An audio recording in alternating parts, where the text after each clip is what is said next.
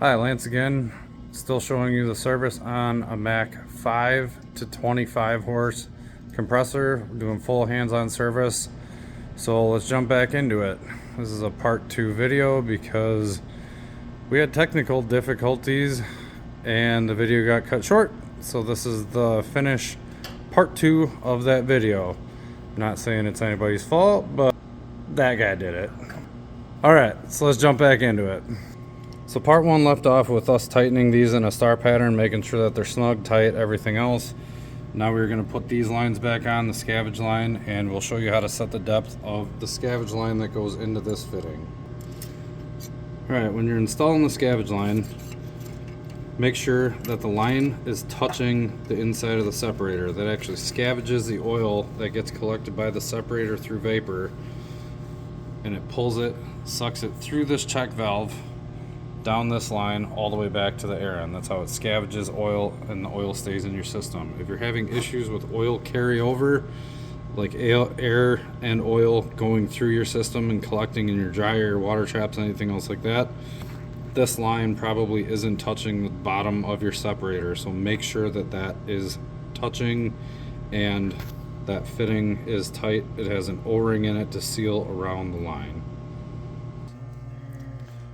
Now that we have the scavenge line depth set, we're going to tighten this fitting. It has an O-ring inside of it to seal on that line, and then we're going to connect it back to this check valve. Make sure that when you're tightening the line up to the scavenge on the check valve, you keep a grip on the fitting and tighten the line at the same time so it doesn't twist the whole check valve assembly. Now that the scavenge line is hooked up, we're going to hook up the next line, which is that fitting right there. Like so. Get that tight, snug.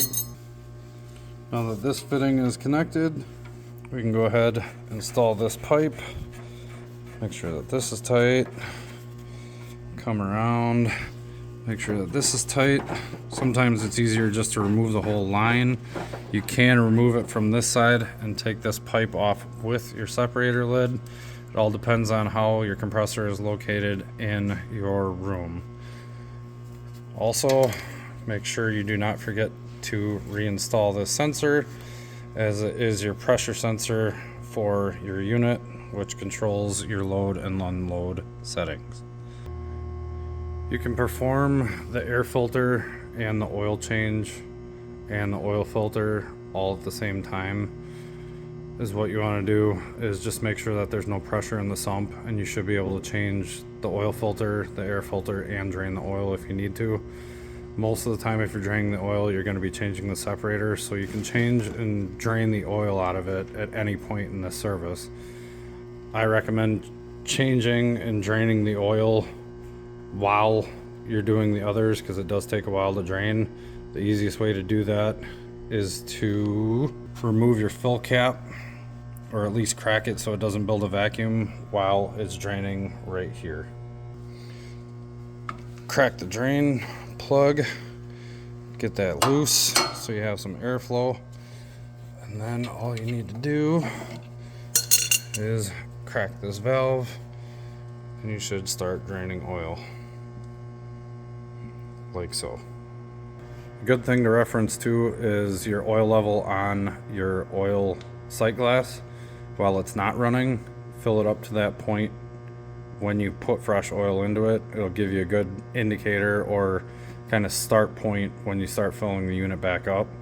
Always look between these two lines right here. These two lines, when the unit's running, the oil level should be bouncing in between. Whether it's on the higher side of this or lower side of it, that's okay as long as it's between these red lines. When it's off, as you can see, it's above this altogether. So you might not be able to know exactly how much to put in there, but you need to check this level when it's running to make sure that you're still where it needs to be. Another thing you want to inspect on a regular basis is your belts, the condition and the tension of it. In between these two pulleys, you want about 1/4 of an inch down and 1/4 of an inch up. That's really good tension right there. You don't want any more or less than that, because it can prematurely stretch your belts or cause slippage while it's under a load. Once the unit is done draining all of its oil, we'll double check the belt tension, probably change the belts on it, which is very simple, and then fill it up with fresh oil. We'll run it, make sure there's no leaks, make sure that the oil level is correct, make sure that the temperatures and everything else are in spec, and this unit should be done. It should be a very easy walkthrough process. I hope that this helped you when you're servicing your unit, and as always, if you have any questions, comments, or concern, please get a hold of us at midwestair.com, and we will do our best to answer any questions or concerns that you have. Thank you for watching this video.